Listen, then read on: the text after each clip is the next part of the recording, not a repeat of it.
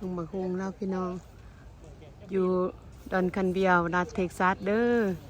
ป่าเพิ่นปลูกไว้บักได้หลายหนึ่งแล้วปลูกบักฮุงงามสบายดีพ่อแม่พี่น้องวัตโกทุกคนเด้อที่เขามาเบิ่งมาหาบส้มมื้อนี้หันพากันมาบ้านป่าบ้านดุงเพิ่นเฮ็ดสวนอันนั้นสวนพักงามพี่น้องสิพาพี่น้องมาเลาะเบิ่งต้นมะคุงเพิ่นปลูกไว้บักหลายๆหนึ่งเป็นลายอีกเลยพี่น้องกำลังมาฮอดนี่อยู่มาอยู่นี่เมนอยู่บ้านอันดอนคันเบียวเป็นคุ้มบ้านลาวคนลาวอยู่หลายบ้านดอนคันเบียวเท็กซัสอยู่รัฐเท็กซัสเด้อนี่เพื่อนลูกสาวเพิ่นลูกสาวลูกบัดนี้แม่นบัดนี้จังสิพาพี่น้องเขาไปเบิ่งแต่ว่าตอนนี้มาอันกำลังฮอดเลยอยู่บ้านอยู่วะโอเคประตูจะขายอยู่วะโอเคไปไปหรอสิพาพี่พาน้องไปอันนั้นโดยพาพี่พาน้องไปเลาะเบิ่งสวนหมากอันนั้นเด้าบัดนี้สวนหมากฮุงสวนหมากกล้วยมีครบสุดสวนหมากฮุงดีป้าเพิ่นถ่ายรูปก่อนก็ถ่ายผู้เห็ดผู้ปลูกนำเนาะให้เป็นวิดีโอแล้วเนาะอันดีบักเอาถ่ายรูปก่อนว่าซั่นก็ได้มาก็ยาแหละปีนี้ค่อยมาแล้วปะมีมาเด้อปะมีมาเด้อพี่น้องแสงเดือนภายใน5 นาทีไก่5 นาทีบ่ได้ฟรีเด้อไปกินก่อนแล้วเด้อคนกินแล้วเด้อเดี๋ยวอันมาส่วนมาบ่ได้มาอันกดอน้อยๆนะบักแก้วมันหน่วยที่1ต้นที่1เด้อนี่เด้ออันนี้ต้นที่2ป้าพาไปเลาะวันนี้เขาบ่ได้ปลูกก็ยาแต่ว่าคนมันถ่ายรูปก็พอแล้วถ่ายดีเบิ่งมะคุงปีนี้แต่ว่าเนาะป้าเนาะแค่ดกมาแล้วถ่ายมาฮะมันอยากได้นี่โอ้มันจองเลยได้นี่มันสิมาปาดเอาโอ้เสียมาปาดเอาอันนี้บ่เอาแล้วมันไปปลูกลงดินหั่นนะเพราะว่ามันอยากได้หน่วยยาวไว้สิอันนี้มันเป็นแต่ปีกายพุ่นบ่ป้าหรือว่าเดี๋ยวนี้บ่นะมันหาก็เป็นปีนี้อันนี้ต้นปีแล้วนี่ต้นปีแล้วต้นปีแล้วนี่ปีแล้วนี่ค่อยอันกล้าไว้นะโอ้ป้ากล้าไว้อันนี้จะพามันบ่ป้าพามันบ่ยังให้มันสูงหลายยังให้มันอันนี้ออกขนาดโอ้บัดนี้เจ้าสิเอางามันบ่ซุ่มนั่นหั่นที่ว่าจะว่าอันนี้งามันบ่อันนี้เขาสิเอางาโอ้เขาสิเอาเขาอยากได้โดยโอ้เขาอยากได้เนี่ยเอาเลยเอาโลดนั่นเขาเอามันสิจับอยู่บ่บัดนี้เขาสิปาดโลดโอ้เขาสิปาดเอางามันติดมันใหญ่แล้วมันก็สิเป็นหยังมันก็เป็นแบบนี้แหละโอ้เดตสะออนพี่น้องเอ้ยบักฮุงดาวสวนบักฮุงอยู่ดอนคันเบียวรัฐเท็กซัสเด้อ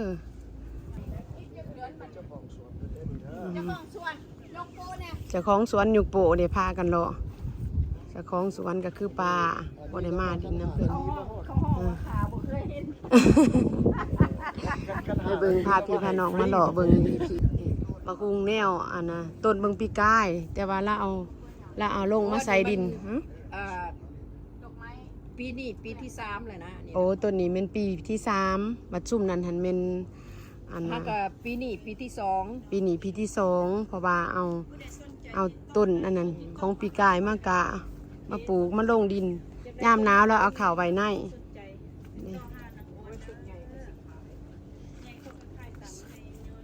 สะอ่อนยังว่าพี่น้อง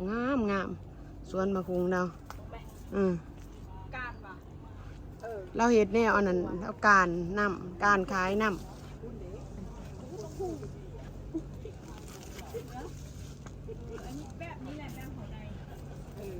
ตีภาพพี่น้องเขามาเลาะทางในอีกอยู่ทางในสวนเราอยู่ในพี่โอ้สวนอยู่ในพี่กะคักอยู่ในก็มีโอ้ทางในนี่มันกำลังสิเป็นหมากได้นี่เนาะป่าเนาะต้นนั้นเนาะแนวอันนั้นแนวปอมเบื้องในแนวปอมนี่ โอ้สวนเราบักใหญ่เลยพี่น้องเราปลูกหลายอย่างหลายเนี่ย บักทั่วบู มีหมักตัวผู้น้ำอีกโอ้ ดุกแล้ว เนาะงามเนาะสะออนเราปลูกอะไรงามพักหูเสือ ต้นนั้นต้นเอานะได้เนื้อต้นเดียว ผีอยู่ผีกระมี่โอ้ มาอันนี้เป็นขันเจ้าโบเด็ดมันนะนี่หน่วยใหญ่สำหัวเจ้าดุ มักหุงนี่บ่ มะคุงอันนี้เนี่ยมันไปหน่วยได้ปันแล้ว โอ้หน่วยใหญ่บ่ป่ะ ปีก้อนมันมีแล้ว สะออนป่าปลูกอะไรงามเนาะป่ะเนาะ เลือกเอาเบิดแล้วนะ โอ้ เบี้ยละ5 ดอนเบี้ยน้อย โอ้เวียดอาหารดอนบ่ป่ะเดอันนั้นพี่น้องถ้าสนใจอันเบียบักหุงเราก็มีขายเด้อเบียละหาแล้วว่าที่ว่าเราปลูกไว้ทางหน้าบ้านแล้วเอาในมันอันไหนเอาในมันมากะโอ้ เพราะว่าม้วนน่ะมันต้นใหญ่แล้วมันเอาได้เอา โดย ต้นใหญ่อันนี้ไว้ปลูกปีหน้า โอ้แล้วกะปลูกไว้ปีหน้าซุ่มนี่หยิบมาไว้ว่าซั่นเพิ่นแลดฮ้อนบ่อยากออกไป อันนั้นเป็นต้นหยังหันป่าอยู่ข้างเฮือน ต้นหวานไฟบ่เอามาเบิ่งพาพี่พาน้องมาเบิ่งสวนหลังบ้านเราอีก เบื้องทางหลัง อันนั้นหันเป็นหน่อไม้เคยมาหาอยู่แต่ตอนนั้นมาแต่ดนๆเลยยามนี้หน่อไม้บ่ออกยามนี้มีหอดอันน้องบัว อันนี้เป็นสวนหมักทัวแล้วโอ้สวนหมักทัวเพิ่น มันห่อนอากาศยามนี้ห่อนแหงมาตอนเที่ยงอยากแดดซี่ห่อนๆเน่พี่น้องเดี๋ยวโอ้มีแต่ต้นบักฮุงแล้วปลูกผู้ดิอ้อมแอมเต็มเพื่อนเลยนี่เป็นบักหลายๆ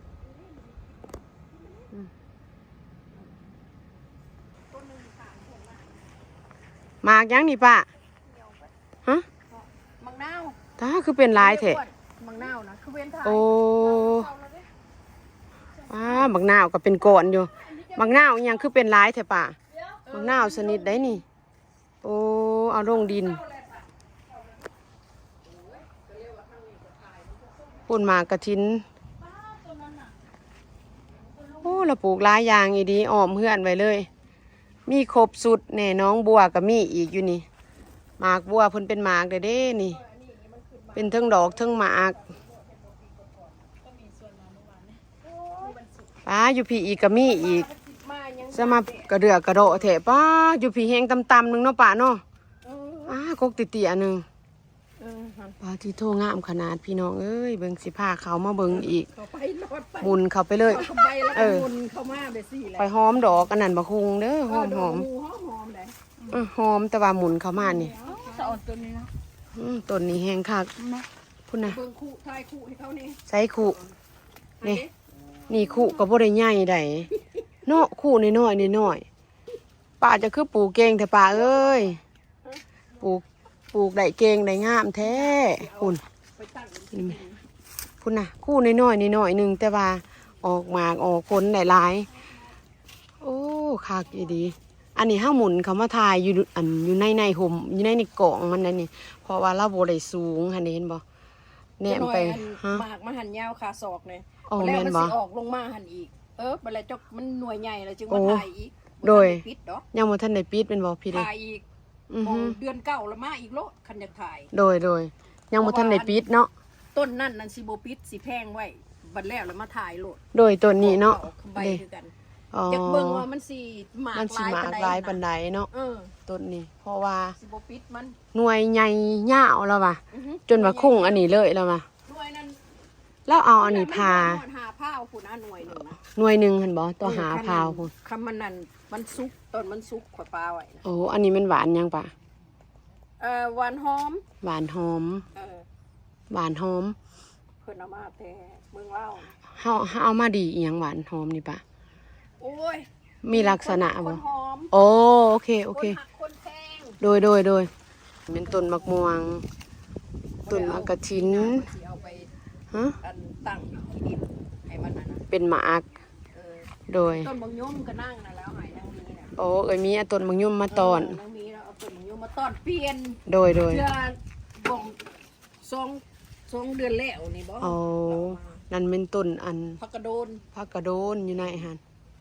โอ้ อันนี้ก็มากันมาอิหยังก็ ยานางอันนี้หมักทั่วแห้ หมักถั่วแห้ นานประเภทนี่จะปิดอันนั้นวะนี่ปิดตากแหลดจากสวนเราเองนี่เอาแม่นบ่ ต้นนานาอิหยังก็คิวเอาเว้าไปต้น เบาไปต้นอันนั้น ต้นคูน ต้นคูณ ต้นคูนจะก็ขายบ่ปะ โดย เศร้าดอนเนี่ยนะ ทั้งละก็เศร้าเด้อพี่น้องเอ้ยถ้าใครสนใจต้นคูนไปอยากไรเรากะขายคือกัน อันนี้เป็นต้นมะเพชรเล่า ต้นมะพริก อืม มะพริกกระ มะ ปู พริก ไปกินนะพะอยากอันนั้นจ้ะ โอ้ป่าเรารู้อีดี อันนั้นก็ ป ต้น ลูกเต็มเบอร์เถื่อน ขี้เล็ก ต้นขี้เล็กต้นมะนาวนี่เป็นร้ายขนาดเลย ของปีนี้เอาลงไปตั้งขี้ดินเด้ โอ้ ปีนั้นน่ะเฮาปลาไว้อยู่ คุณนามบักเพชรเราก็เป็นตา ป สะ ลา อ่อ ไว้ น ใน พี่ ซี น้อง เมนต์แล้วมันบ่อนั่น ร้ายแท้ร้ายว่า หางมันหล่น โอ้สะอ่อนนี่เนาะหัวสวนป่านี่ผู้ดีออมเพื่อนเลยอุดมสมบูรณ์นะปลูกไว้ครบทุกอย่างมึงบักบัวหน่อยเพิ่น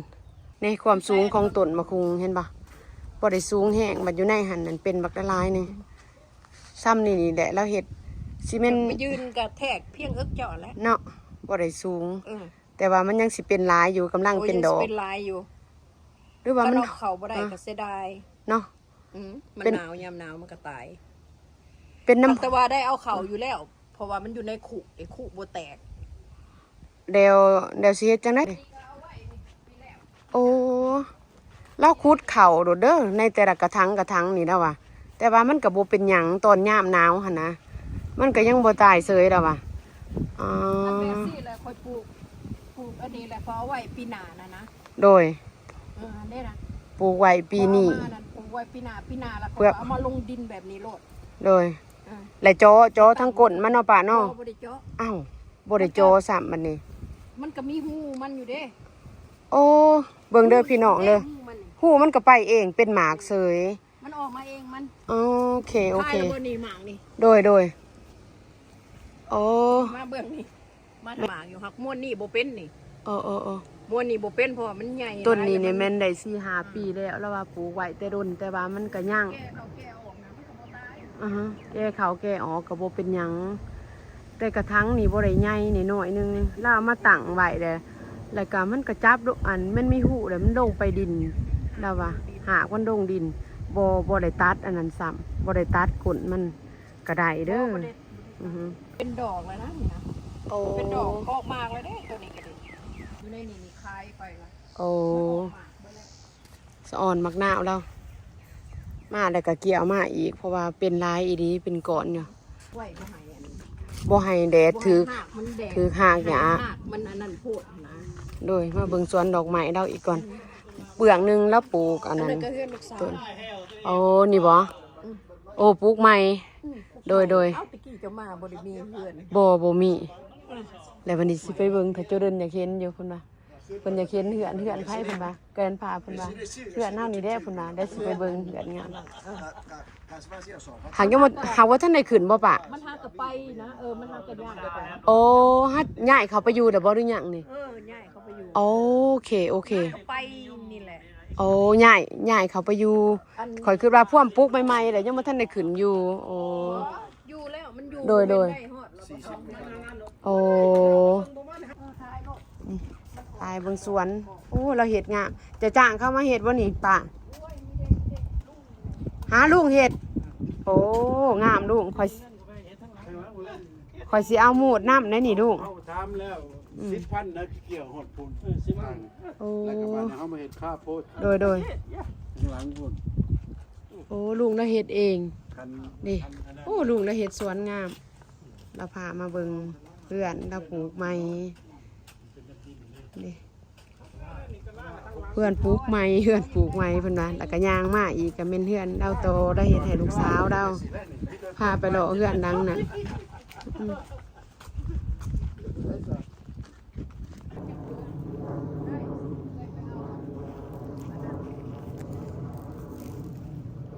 ป้า แม่นป่ะซ้ำหั่นแหละอืออันนี้แม่นบานส้นบ่ป่ะเอ้ยโอ้บานส้นเราบานส้นเวลาเฮาอันนั้นเจ็บคอขาคอหยังผลิกเอามาเผาไฟใส่ต้นดอกอันนี้แล้วก็งามต้นดอกเศรษฐีเรานี่ต้นกล้วยนี้มันเกิดขึ้นมาเรื่อยๆบ่ป่ะจะปลูกอ่ะโอ้บัดอันนี้ก่อนอันนี้เป็นต้นอันนี้เล่าต้นดอกแล้วกาเวียต้นดอกเศรษฐีคล้ายน้ำทั้งละเท่าไรนี่ป่าเอ้ย15 ดอน ทั้งละ15ใครสนใจทักเข้ามาได้เลยแล้วมาอยู่ในนี้เฮ็ดกาดอกเศรษฐีนี่นี่กลับมาส้มสวนอีกแดดสิบดเนี่ยได้ก็พากันมาเลาะอีกกระป่า ปาดให้มันอันนั้นเห็นบ่ดอกมันขึ้นออก โดยจะสิอันนั้นบ่จะสิเฮ็ดอีหยังอีกตัวนั้น กันมัน โอ้การมัน บัดแรกแล้วเฮาก็ตัดแล้วก็เอาตัวนี้ไปปลูก โอ้บัด เพราะ ต้น ว่ามันสูงแล้วเฮาเอาเข้าบ่ได้เลย โอ้บัดตัวต้นมันเดซันตัวต้นมันกระป้าไปเลย ต้น บ่ มันก็คันบ่อันนั้นก็ตัดลงอีกแล้วก็ แล้วมันสิปงอีกบ่ป่ะ ไว้มันปงขึ้นมา โอเคแล้วสิอันนั้น มันปงขึ้นมาแล้วคันอยากปลูกอีกก็เอาไปฝังดินอีก แล้วสิตัดเอานี่ไปใส่กระถางต่างหากแต่ที่นี่แหละก็ นี่เห็นบ่มันก็ ก็สิได้อยู่2ต้นเนาะป่ะเนาะ อืม คันจะเฮ็ดแนวนั้นก็ได้อีกเห็นบ่แถวนี้แล้วก็เฮ็ดไปเบิด อันนี้มันคนอะไรมันก็หน่วยใหญ่กัน หน่วยใหญ่บ่ ใหญ่สำหัวเฮานะ ป้าทุแนวพันธุ์นี่แม่นเราเอามาตั้งแต่อันน่ะบักคุงเมืองไทยแล้วว่าเอามาแต่ไทยปลูกได้ก็แหนนดีหน่วยมันนี่อันใหญ่ๆแล้วว่าจนแบบอูมเอาพุ่นใดอยู่หาพาวแม่นบ่ป่ะได้เป็นหาพาวก็ประมาณ3 หน่วยใหญ่ หาพาวกลัวขันหน่วยใหญ่หาพาว6 พาวก็ประมาณอยู่เป็น 3-4 กิโลพุ่นน่ะเนาะป่ะเนาะเพราะว่าอันสองพาวต่อกิโล 2พาวต่อกิโลคันว่าหาพาว6 พาวก็ได้3 กิโลต่อหน่วยบ่ธรรมดาหน่วยบักใหญ่ได้นี่แต่ว่าตอนนี้หันหาแต่กำ ได้แล้วสำนั้นนะ หาแต่กำลังเดือน7เนาะถ่ายเดือน7เท่านี้มันก็ได้ว่าซ้ำนี้ เอามาปลูกเดือน4 5 กับ 3 เดือน หาแต่3 เดือนเด้อบ่คุงแล้วนี่เอามาปลูกเบิ่งเดือน4แล้วว่ามันก็ยังดอกออกมาได้ อือฮึ เวลาค่อยใส่ปุ๋ยอันนี้นี่ค่อยบ่มีแนวปกค่อยก็ขุดตามอันนี้ โดย ค่อยขุดแล้วก็เอาปุ๋ยโหยทุ่ม อ๋อ ไว้เวลาหดน้ำเขาก็โหดไปน้ำมัน โหดไปน้ำออม เห็น เอ บ่ ม มันได้กินนี่เห็นบ่มันเป็นหยังมันจึงออกดอกออกมา โอ้เพอว่าสูตรเราบัดเฮาปลูกไว้หั่นนะโหดใส่แต่ต้นบัดโหดใส่แต่ต้นเนี่ยมันบ่ได้ดอกมา คันเอาหดใส่แต่กระถางเพราะว่ามันขี้ดินมันออก เพราะว่าขี้ดินจะออก ออกมาในกระถาง โดย และต้อง กระถางซิวเอาเอง โอ้ซุปนี้จะก็เอาเขา คันกระถงนี้เฮาบ่ได้ซิ โดย เพราะว่าเขามีหูอยู่แล้ว เฮาซื้ออัน มีหูอยู่แล้วต้นมะฮวงม่วนนี่ปีแล้วนี่กะปีแล้วนี่นะอันเดียวกับจะเอาเมื่อ โอ้ ซุ่มเดียวกัน แม่นบ่ป่ะ ซุ่ โอ้ มเดียวกัน ซุ่มเดียวกัน ปลูปีแล้วนี่เนี่ยซุ่มเดียวกัน แต่ว่าของเราได้กินแล้วก็เงาหันตัว ยังบ่ออก ต้นหนึงแค่แลต้น4แค่แลไปซ่าวให้เบิ่งแหน่พี่น้องเอ้ยมันบ่เป็นหมากเอาอยู่จังสันเกี่ยวไปงูมาอยู่กับต้นมะฮุงต้นเดียว ต้นนี้เนี่ยมันต้นบ่สมบูรณ์นะมันก็ได้แต่หมากเดียวต้นนี้เนี่ยมันก็กำลังขึ้นกับปีเดียวกันนั่นแหละ โดย มันกำลังขึ้น เออ ผลแถวนั้นแห้งเป็นหลาย ไปย่างไปเบิ่งต้นอันนั้นต้นมะฮุงนี่แมันเบิ่งปีกายต้นของปีกายเดี๋ยวเราเอา มันสิขาดไปเลยครึ่งหนึงอันนี้ก็ดี เออ นะมันแต่ยังอยู่ก็ยังเป็นหมากเสย ยังเป็นหมากเสย เจ้าว่ามันสิตายมันสิไปตายเฮ็ดหยัง เนาะ โอ้ย ปลูกซีนเอ็นเป็นบ่ป่าเวลาเฮาปลูก บ่ปลูกเองก็ได้นะบ่ได้เอาก็ปาดเอานี่เด้นี่ โอ้ละปาดเอา ปาดเอา สูตรวิธีปาดเอา บ่ปลูกเองดอกมันเอาไว้ยากบ่เอาไว้แล้วมันจะล่มนะ โอ้ละว่าบ่ให้ นี่ ป บ่ ลูก จึงเอาอันใหม่มัดติดไว้ อื บ่ให้ ม มันลมพัดแล้วบ่ให้มันอันนั้นมันสิ บ่ให้เอ็นปลูกซื้อก็ได้แล้วว่า แต่ว่าอันคันบ่อยากให้สูงหันแม่น ปาดเอา แม่นปาดเอา เพราะว่า ตัว ทุก นี้มันก็หาก็เป็นดอกเนี่ยนะครับ รุ่นเดียวกันแหละกับของเจ้านี่ม้วนนี่แม่นเบิดแหละรุ่นเดียวกันหั่นแหละ โอ้ เห็นบ่ต้นบางต้นมันก็ใหญ่บางต้นก็น้อยแล้วแต่น้อยก็ยังนี่เพื่อฮอดเดือนน่ะมันก็ยังได้กินหมากอยู่นี่ แม่นเนาะ เห็นบ่มันมีฟุยอยู่ในนี้ พี่เห็นบ่เราเสียหญ้าแถวกอง เสีย แล้วก็เอาฟุ้ยโหยใส่บัดนี้ อืม หารถเอาไปโหยใส่แต่เหงา จนว่าอันนี้โหดน้ำก็ซี่ใส่แต่เหงาเพิ่นเบิ่งหมาเพิ่นมา ใส่อยู่น้อยนึง มาอีกตอนแรกมาเบิ่งอีกแฮงหากข่อยมากหอมดอกบักฮุงเวลาเขามาไก่อันหอม แม่นนี่ใหม่ๆเห็นบ่มันจะมาตอมมานั่นน่ะ เพราะว่าเฮาได้อันนี้ของเรานี่สุ่มซื่นเลยต้นก็บ่อันนี้บ่เหี่ยวบ่แห้ง น้ำ1-2เทื่อก็ได้ โอ้โหดมื้อหนึง2เทื่อบ่ปะ อืมก็มันแห้งไปสิเฮาก็ฮด โอ้คันแห้ง ไป สิ ว่าย่ามมื้อแรงไปสิเฮาก็ฮดรวบๆไปก็ได้ บัดตอนนั้นบ่ายๆเที่ยงหั่นนั่น ย่ามมื้อเช้าเฮาก็ฮดอีก ยามมื้อเช้าเฮาโหด ตื่นมามื้อเช้าเลย8:00 9:00ก็ฮดอีก หมากแล้วปลูกนี่ได้หมากได้ผลหลายงามสะออนเพิ่นพุ่นเป็นพวงอันนี้ยังบ่ทันได้ใหญ่พ่อ อือฮึ ตำแล้ว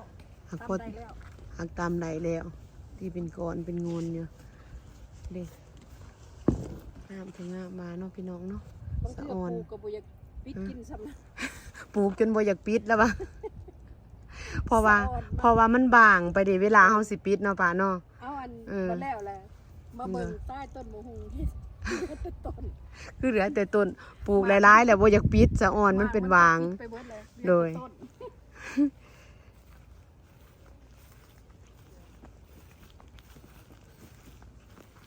ตอนเฮามาตอนเที่ยงค่ะมันอยากฮ้อนอันเบิ่งกับสรวบสลาบทายก็ไว้ยังวะ กำลังออก อืมกลับมาถ่ายอีกเทื่อที่สอง บัดเฮาตอนเฮาก็ โดย ปาดนี่แหละปาดขึ้นจังซี่แหละ โดย เฮาปาดขึ้นจังซี่หอนเลยล่ะก็เอาไม้แทงไว้แล้วก็เอาอันปาดอันนี้มาโอบ โดย ตอนมัน ตอน อืม ร้านก็สิจื้อเอาในวิดีโอนี่แหละ เห็นบ่ สิไปเฮียนเฮ็ด ตัวเฮาปาดตอนเบิ่งหมากมัน เห็นบ่ โซ เนาะ มึงเดินนี่จะมาเทื่อหนานี่หมากคันบ่มีผู้ปิดนี่โอ้ยแฮงบ่เว้า แฮงบ่เว้าแล้วว่าต้องปาดแล้วก็ต้นหมากจะเป็นหลายมาศึกษาเฮียนนำดา เพราะว่าเสาแห้งต้นมะคุงอยู่เฮือนบ่เป็นหยังมีตั้งแต่อันนั้นเป็นดอกแล้วก็คูทิ่มเบิดหั่นนะ เบิ่ง นี่ ต้นมันสม ดี บูร ยาม ณ์หมากมันก็นั่นเห็นไหม เบิ่งติดดอกเนาะมาเบิ่งคักๆเขามาเบิ่งไกลๆมันสุดนี่เด้อันนี้เพิ่นยังบ่ทันเป็นซุมนี้กำลังอันน้อยน้อยๆออกมา แต่ว่าบัดเป็นหันดับซาบอยู่แล้วว่าพันธุ์ต่างกันกับตัวนั้นเนาะ อันเดียวกัน อ้าวอันเดียวกันบ่ แต่ ปะ ว่าตัวนี้มันเป็นหน่วยตัวแม่ โอ้ ต้นแม่ โอเค ตัวนั้นเป็นต้นผู แต่ว่าเป็นหมาก ต้น เบิ ก ด ระเทยม่วนน่ะ โอ้ต้นผูหักเป็นหมาก หมากฮูกระเทยเขาห้อง เป็นทุกต้นบ่ปะตามที่เจ้าปลูกมานี่มันเป็นทุกต้น ทุกต้นนั่นแหละ โอ้สะออน มีแต่ว่าต้นมันเฒ่าแล้ว ค่อยมากอันนี้เพิ่นคุณคือสิโยนลงมานี่ขนาดเลยนะเนาะ มันเป็นหมากมันก็ย้อน อือฮึ ลงมาไปซั่นต้นตอนกันนี่ เด้ต้นตอนดาว ตะกี้ว่าโอ้มันสิบ่มีหาง นี่บ่บอนป่าเก็บไว้โอ้ นี่แหละพายาง ของลุง มัน ละ ขาด เฮ็ด เบิดเลยมันล้มมันอ่ะนะ วัน อันนี้อันบักตัวผู้ไปเลยมันก็เป็นนะอันนี้มันห่มนี่เห็นบ่มันห่มแล้วมันเป็นนี่ โอ้ หันเห็นบ่ ดีๆเนาะ ถ้ามันห่มนี่นะบักตัวผู้ เด้บอนห่ม มันยังแดด มีแนวกลาง อยู่ แนวบัง เพราะว่าช่วงนี้อากาศร้อน ปลูมะ อากาศอยู่เท็กซัส นะ นะ นี่สิบ่เอามาห่มมาใส่นี่ โอ้ ธรรมดาแล้วเขาปลูกอยู่ในนี่แบบซี่นี่มันก็ห่ม โดย ยามแดงมาแล้วมันห่ม เออ มันก็พอกลางบังแน่เนาะ ออ มันก็ได้เก็บกินเนาะ เพื่อนเขา โอ้ เปิดเมื่อก็เอา โดย เมื่ออันปลูกใส่ขุไว้ พี่หน่วย อันต้นตัดเลยนี่ต้นตอนเลยนี่ โอ้ ตัวเราตอนออกมาจากก้นสูง เออตอน3ต้นนะมันหักได้แต่ต้นเดียว2ต้นนะมันตายแบบคำมันบ่สมบูรณ์มันก็ตายนะ โดย แล้วมันก็ออกหมากมันหาก็ออกหมากนะเห็นบ่มันก็หมากยาวคือกันนั่นแหละ คักเนาะป้าเนาะ เออ พอได้ออกมาสมสวนเฮา เออ หญ้ามันนี่ก็มาเบิ่ ปลูก ง ก็พอได้ ต้น แย่ง นั้น ก็ยั ต้ ง น ว่า นี้ ปลูก พอได้ แย่ แย่ ง งปลูกแย่งแล้วก็ได้กินหมาก อือฮึ สุกหมากดิบ หมากกันนี่ อือฮะ บ่มีคนอยากกินก็เฮากินเอ อื ง มเฮาก็กิน กินเองเฮา เรารู้ป่านี่เรารู้เครื่องใส่เราฟูจักจกจักเสียมพอได้ แล้วมันสิไปเฮ็ดหยังไง ดีถ่ายแล้วก็มาอยู่กับหัวกับสวน อันนี้มันก็ออกดอกแล้ว พอได้เงี้ยใส่ ปลูกวังเดือน4นี่ได้นี่ต้นนี้นี่ปลูกเดือน4ได้นี่ โอ้หักแล้วปลูกได้งาม อันนี้ เพราะว่าต้นตำๆอ้าวดอกออกพุ่นนะปลูกบางเดือน ปลูก 4 วัน เดื เดื อ อน น นี่ก็ 4นี่ หา เด้นี่ ห มัน ก ขึ้ เจ็ น ด เลย เนาะ สาม 3 เดื เดือ อน น แล้วปลูก3 เดือนเป็นไหลโดดเด้ คั แล้ว น นี่ คู่อันนี้เนี่ย12 ดอนบ่นี่อยู่โฮมดีโบนี่ โอ้กระทังนี้เนาะ 7 กะลอนนี่ได้ 7 ก กะ ระ ลอน ถังเขาไปซื้อได้อันนั้นน่ะมากับมาซีหัว แล้วก็มาซีหูโดยร้านสิปลูกใส่อันนี้นี่แหละเพราะว่า เพราะอันปลูกใส่อันนี้เนี่ยเท่านะเรามาซื้อเอามัน เพราะ กำลังเป็นหมากต้นปีแล้วนี่นะ โอ้เพราะว่าห้าสิหิวเอาโลดนะมีอยู่ ก็ได้ย่อไป ย่อไปมันก็คือสิง่ายเนี่ยสิปลูกแซ่นี่แหละ ปลูกใส่อันนี้ก็ได้ เป็นหมากเบิดนี่ อืมโดย นี่บัดเมื่อก็เอาม้วนนี่ไปปลูกก็ได้กัน โดยสิเอาเมื่อสิไปถนอมเอาบัดอันนี้บัด เพราะ สิ ว่า เมื่อ บ่ได้ เพิ่น ใส่ แล้ว หยังแล้วมันก็เหลือง แม่นเพ อัน ราะ นั้ ว่าน ถ้าก็ใส่ใบแก่มันก็เหลืองออก โดย ใส่ สิไปปลูกพ่อใดอันนั้นให้พี่ให้น้องเบิ่งในวิดีโอ เดี๋ยว บางเทื่อได้กินหมาก เพราะว่า ก็ปลูก อันน่ะป้าเรามาบอกกันปลูกเนี่ยได้จังสิได้กินหั้นนะเพราะว่าอยู่เฮือนยังบ่ทันเป็นพ่อหมากเลยหอยกับเขามากินน้ำหอยก็ได้ หรือว่าอันมันสุ่มซืนน้ำบ่เพิ่นจึงอยากเข้ามาเนาะ แบบนั้นแหละ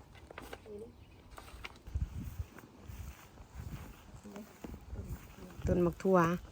เข้าไปกองต้นมักทั่วแล้วก่อนบัดนี้จุด มัน อันนั้นเด้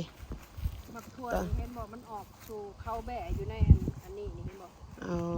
แบบสี่นี่มันขึ้นมา ได้เห็นบ่เนาะ ทั่ว มักทั่วพันธุ์ขาวเราอะแล้วก็เต้นได้นี่เพิ่นมากินนี่เนาะ โอ้มันบกแพ้ เพิ่นมาเห็นกิน กินหมด เพิ่นมาเห็นกินของเราเพราะว่าช่วงนี้มันอยากบางไปแน่แล้วเราเก็บไป มันนั่น มันถ่ายๆเลยเดิ ม่วนมันนั่น มันหอน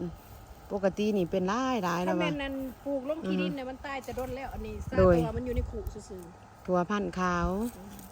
อันนี้นี่ปลูกแป๊บเดียว ๆ ก็เป็นแล้วว่ะ มันก็ได้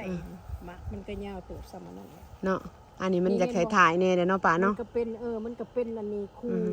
คู่อันนั้น โดย จะปลูกมันเป็นขี้ดินแบบนั้นแห้ง โดยปลูกใส่ขี้ดินเลย แถวนี้นี่ก็ค่อยสิปลูกใส่อันนี้มันมีขี้หิน โอ้ เวลาเฮารดน้ำแล้วมันบ่อยู่ โดยก็ได้เอากระถางมาใส่ เพระว่มันก็ตายโลดหั่นนะ โดย เขาก็ปลูกซ่อนนี่ได้เขาเอาในมันลงมานี่มันขึ้นมาเลย โอ้ บ่ได้ฮอดอันนั้นแล้วเฮาก็ เราปลูกซ่อนไว้เพื่ออันนั้น อือฮึ เพื่อใส่เบิดตัวนี้แล้วก็ตัวใหม่ ตัวไม้มันขึ้นมา ตัวใหม่ขึ้นมาแทน นี่เห็นบ่คันเฮาอันนั้นนะมันก็ออกมาในนี่แหละนี่ โอ้ เจ้าว่ามันตายบัดเวลาจะเอาอันน้ำไข่มาหดนี่มันก็ออกมาโลดมันออกมาโลดมันบ่ได้ยากคั่นแหละว่าเทื่อหน้าเราบ่ต้องลกถิ่น โดย คำมันอันนั้นเจ้าก็เอาปุ๋ยใส่เลยเห็นบอกการมันก็เคี้ยวอยู่ โอ้ ตลอดใส่ปุ๋ยใส่อันนั้นแล้วก็ โดยสิจื้อไว้ซั่น ใส่มด อ้าว ใส่นะ โอ้ มันก็ออกดอกขึ้นมาอีก โอ้เอาน้ำไข่ฮดแล้วปรุงน้ำอันนั้นแล้วผสมน้ำไข่เอาไข่แซ่นั่นน่ะก็มาฮดแล้วดอกก็สิออกมาหลายแล้วว่ะ เฮาบ่ได้ว่าเฮาสิไปหดปุ๋ยหดหยังใส่ยอดใส่ต้นมันหั่นน่ะ โดย อันนี้เฮาปลูกธรรมชาติที่เฮาไปกินคือกัน แมนผู้เนี่ยปลูกย้ายไปเบิดทุกอย่างเนาะป่าเนาะมีเบิดทุกอย่าง อันนี้แม่นหมากอันนั้นเดาหมากห่าเดาหมากห่าแล้วก็หมากเครือสมน้อยอันนี้เป็นสวนหมากเครือสมเดาปลูกพอได้กิน อันนี้เป็นอันนี้มันหวาน อันมันแก้วอันนั้นปลูกแต่ว่าให้มีเบิดทุกอย่างเนาะป่าเนาะ ไม้ก็มีแต่ต้นมะฮุ่งอะไร ปลูกร้ายมันบะคุง บ้านยังนี่ปะ อันน่ะยังก็ขี้มิน โอ้ขี้หมิน อืม โอ้ขี้หมินแล้วก็งาม ขี้มินกลแล้วนี่ต้นนี้ม้วนนี่ปลูกใหม่ คนแล้วปลูกใหม่ อันนี้มันน้ำป่ามากไว้มันบอกเป็นขวดฮะเพราะว่าข่อยคืดว่า เอาไว้หดต้น อือฮึ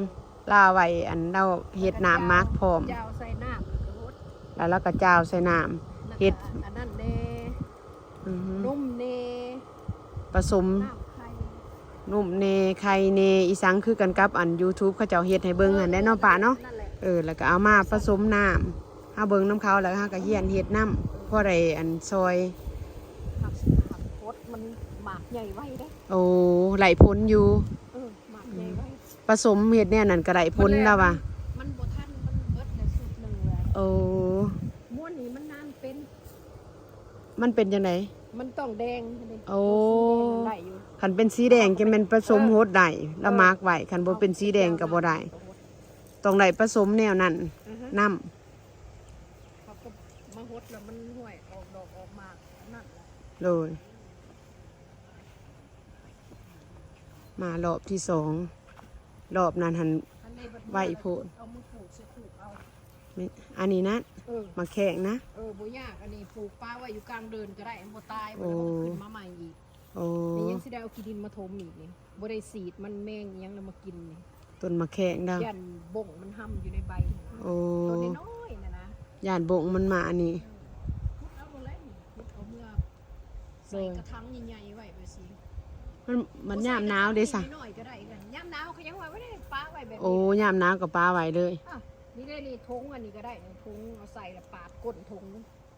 โอ้เป็นทงหิว แล้วก็ บ่ เอาขี้ดินใส่แล้วก็ปลูก โดย ไปแล้วหากมันลงหลุมผม โอ้ มันบ่ได้ยากนะ โจเดินสิไปเฮ็ดหยังอยู่หั่นเด้อมา มายางดินคือกัน แต่โจเดินก็ยังมายางดินนะสมสวน Mommy, she's gonna clean up the house, Mommy. แมนแกนมาจะสิคลีนอัพแล้วฮะพี่เด้จะเห็นอย่าบ่อยู่พี่อยู่พี่แหงงามคักได้เฮ้ย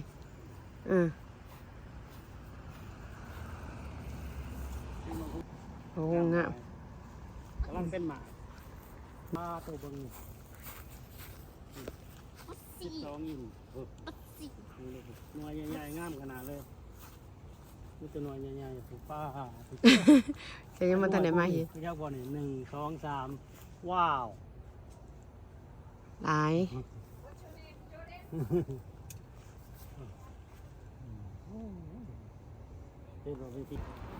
แล้วเอาต้นมักซิดาให้นี่ต้นมักซิดาเมื่อปลูกว่าสันแล้วก็สิเอามะฮุงต้นมะฮุงให้ต้นไม้ขี้หูดให้เมื่อปลูก ถ้ามันห่มนะมันเป็นจอกมันทอดแล้วมันดอกหมดมันหมัก อืม เอาใน ไม่ข้าว กรีนหาวลูกผู้ดีพ่วมเป็นตาหักซ้ำนี่ ล่ม เวลาเขาก็มาปลูกเฮ็ด เพราะว่าย่ามมันนั่น แล้วขายต้นเนี้ยนี่หันเป็นต้นละ5 ดอนวัดนี้ให้มัน10 ดอนยังมีอยู่เด้อละกาไว้สะออนมากระทินเราก็งามพักกระโดนพักเอียงมีครบสุดเว้ยนะปลูกแนวกินจนอ้อมเพื่อนเบิดเดียวอันนี้มีหลายอย่างหลายแนว ครบสุด เก็บนะครับเขาฟรีเซอร์ไว้ บดไว้เนาะลูกเนาะ เออบ ดไว้กินยามหนาว แกง ว่าอะไรอีหยังเนน้ำป่านี่เตรียมถ่ายรถเลยพี่น้อง Wow. ดีต้นใหญ่10 ดอนนะว่าต้นน้อย5 ดอนแล้วขายดีเมนถาแต่ป่าบ่ออกว่าซั่นดีไหลเมื่อสิเมื่อปลูกมันนี่บาสิได้หมากได้ผลคืออันนั้นคือป่าเราเฮ็ดบ่นั่นสิลองเบิ่งปีหน้ามาเฮียนอันวิธีนำเราว่าสันอีกต้นนั้นบ่ เข้าห้องน้ำกัน โอ้กับผู้ดีไปเมื่อบันนี้ห้าวบันนี้ โดย พี่นาเลยสิก้ามาให้อีก โดย มาเอาไปปลูกลูก ขอบใจได้ร้ายๆเด้อป่าเด้อร้านสิเมื่อก่อนเด้อบันนี้เด้อเมื่อก่อนเด้อพี่น้องเด้อขอบใจได้ร้ายๆที่เขามาเบิ่งมาหาส้มได้ของฝากของตอนจากป่าถ้าติดตามส้มสวนเฮาบันนี้ บ่มาหาแล้วบ่ฝากเมื่อให้อีกบ่ได้อีกแล้วว่ามีขอแม่โอนสวัสดิ์เสวยแม่นได้ต้นหนึงกลุ่มบ้านดาวเด้อพี่น้องนี่เด้อกลุ่มบ้านดาว